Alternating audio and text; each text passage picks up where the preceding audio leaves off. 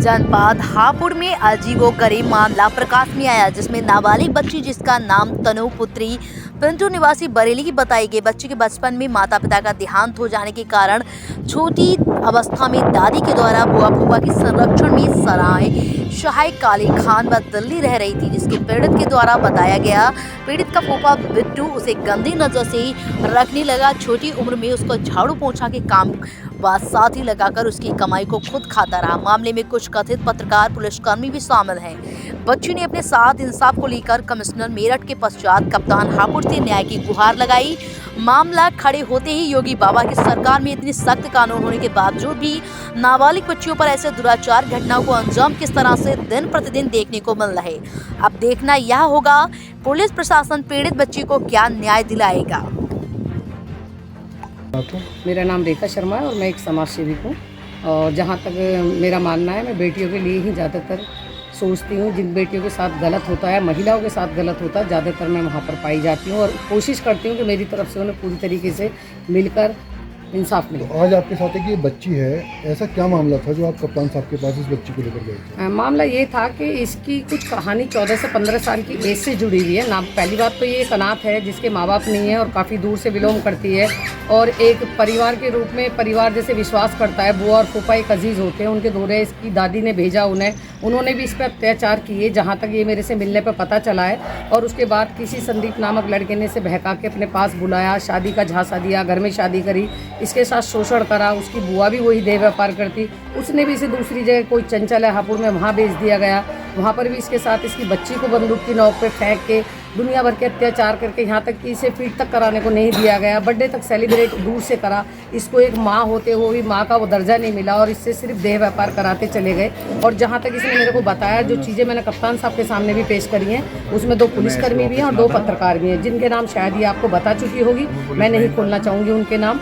और सबसे पहले मैंने इन्हें कमिश्नर मैडम मेरठ के पास में पेश किया था, जहां से मुझे उम्मीद थी कि एक महिला की चीज़ को समझेगी और उन्होंने उस चीज़ को समझा भी और एसएसपी साहब को आदेश दिए। और आज मैंने इन्हें हापुड़ में एसएसपी साहब के पास भेजने के बाद उन्हें सारी वार्तालाप कराई तो उन्होंने ताबड़तोड़ इसका एक्शन लिया। अब देखना यह है कि कल तक क्या होता है इस चीज़ में। उन्होंने जीडीए में चढ़ा दिया और उन्होंने कहा कि आप बेफिक्र रहिए, इसको इंसाफ मिलेगा। जैसे इस बच्ची की बताया जाता है कि इसके पास एक बेटी भी है, तो वो आपने जैसे इसने बताया था कि वो बेटी जो महिला सेक्स रैकेट चलाती है उसके घर पर थी, तो वहाँ से कैसे आई फिर आपके पास? वहाँ से ये ऐसे आई जब ये वहाँ से चंगुल से भागी है। जैसे कि कोई क्लाइंट होता है और भीड़ भड़ाका होता है, शोर शराबा होता है। जैसे कि इसने मुझे बताया था अपने तरीके से कि उस समय पे वहाँ पे कोई रेड पड़ी हुई थी, जैसे कि कोई पत्रकार गए होंगे या पुलिस वाले किसी के कहने से छापे मारी, तो वहाँ भगदड़ मची थी उस समय। तो ये उस समय अपने मुँह पे कपड़ा बांध के उस घर से निकल चुकी थी। और इसने मुझे बताया कि जब ये भागी थी तो उस भीड़ में इसकी एक मुलाकात एक महिला से हुई थी, चंचल के यहाँ से भागने से। तो इसने उसे माँ करके चिपकी कि माँ मुझे बचा लो। पीछे से कुछ औरतें आदमी इसके पीछे भागे होंगे, तो उस औरत ने ये सोच के कि छोटी उम्र की बच्ची है, पता नहीं क्या है, तो उसने इसे गले से लगा लिया और वो इसे अपने घर ले गई मोदी नगर। अब ये उनके पास रह रही थी। इत्तेफाक से मेरी मुलाकात इनसे मेरठ से हुई है और वो महिला इतनी डरी हुई थी, उसने भी मेरे को पता नहीं वकील समझा क्या समझा, जो भी है मेरी वेशभूषा से उन्होंने मुझे पूरी कहानी बताई वहाँ कमिश्नर ऑफिस। और मैंने उनसे पूछा, मैंने आप डरो मत, मैं आपके साथ हूँ, क्योंकि मैं एक महिला भी हूँ और प्लस मैं समाज सेवा के लिए काम करती हूँ। आपको अगर डर है कि आपका दरवाजा तोड़ते हैं, गालियाँ बकते हैं पड़ोस में, तो आप इसे मुझे बता दीजिए, मैं इसे आगे तक इसकी सपोर्ट करूँगी, कोशिश करूँगी। अगर कानून मुझे इसकी वो भी देगा, मैं ले लूँगी हंसते हंसते। शायद एक बेटी ने जन्म लिया है। बहुत बहुत अनु, आप कहाँ के रहने वाले हो? मैं बरेली से। हाँ, तो आप यहाँ पर कैसे आए बरेली से? मैं मेरे मॉम डैड खत्म होने के बाद मेरे बुआ फूफा अपने दिल्ली ले आए थे। तो दिल्ली से यहाँ तक कैसे पहुँचे आप? यहाँ तक मुझे एक लड़का लेके आया था, जो मतलब कि झांसा दे के लाया था। क्या नाम था उस लड़के का? उस लड़के का नाम संदीप है। आप पहले से उसे जानते थे? नहीं, तो फिर आप उससे कैसे मिले? जैसे मैं मतलब टूटी से लेकर के मतलब बैठ के रो रही थी, तो ऐसे ही मुलाकात हो गई हमारी। तो उसने आपसे क्या कहा?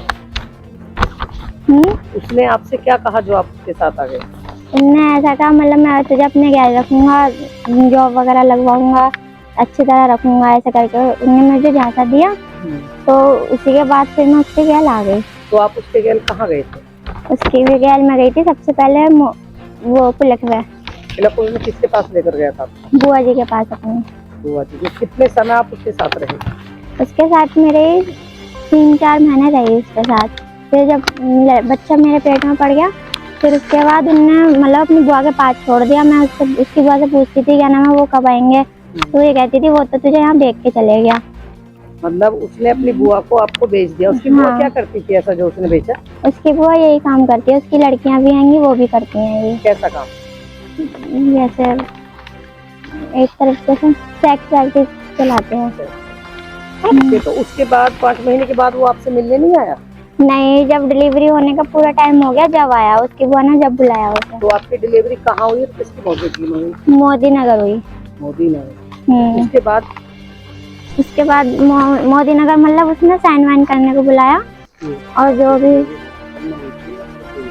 हॉस्पिटल में सरकारी मोदी नगर हैगा वो सरकारी हॉस्पिटल है, वहाँ पड़ता है। तो साइन किए थे उसने? हाँ साइन किए थे। हाँ कितने तारीख में आपकी डिलीवरी हुई?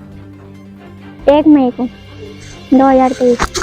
2023। उसके बाद क्या हुआ? उसके बाद वो उसकी बुआ अपने घर ले आई, मतलब मोदी नगर छोड़ दिया उसकी मम्मी के पास। वहाँ पर मतलब रखा मुझे 3-4 दिन, फिर उसकी मम्मी ने वहाँ से निकाल दिया। फिर उसके बाद कहाँ? वो अपने घर खुद ले गई। फिर उसकी बुआ वहाँ पर जाके मुझे रखा। फिर उसके उनने क्या नाम है मतलब टॉर्चर कर ली गई कि ये दूध ऐसे नहीं मिलेगा, जब तू ये काम करेगी जब ही मिलेगा। मतलब मारपीट कर ली गई जबरदस्ती। बच्चे को हथियार बनाया? मतलब आपके बच्चे को हथियार बनाकर आपसे जिसम फरोशी का धंधा कराते? हाँ। तो आप उसकी बुआ के पास ही हो अभी तक या फिर उसके बाद भी कहीं गए?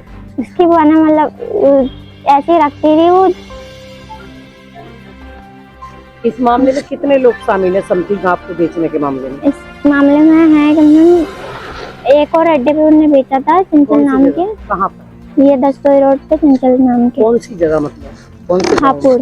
हापुड़ में चंचल नाम की महिला के पास उसकी बुआ ने बेचा आपको? हाँ जी।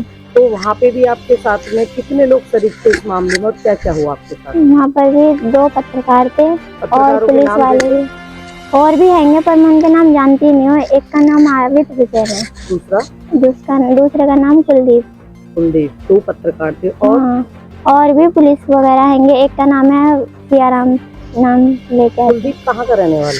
ये सब मुझे नहीं पता, वो लोग आते रहते थे तो मैंने वैसे शकल से पहचानती हूँ। मतलब है कि पुलिस वालों ने भी आपके साथ?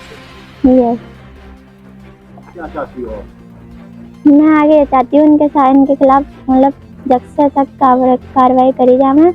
और अभी तो मेरे गैल हुआ है, कल को किसी और के गैल नहीं है।